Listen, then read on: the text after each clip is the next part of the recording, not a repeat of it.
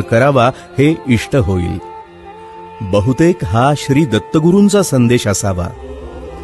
एकमेकांचे विचार समजावून घेऊन आप्पा भट आणि अन्नपूर्णा देवी उभयता श्री गाणगापुरास गेले. 7 दिवस अनुष्ठान करून गुरुचरित्र सप्ताह त्यांनी तिथे पूर्ण केला आणि नांदणीस घरी परत आले.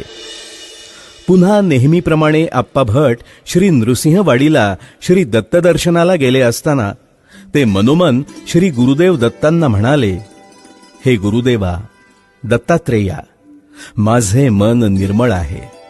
माझी काही सुद्धा मागण्याची इच्छा नव्हती, पण पत्नीच्या इच्छेखातर तिला एक पुत्र संतान दे.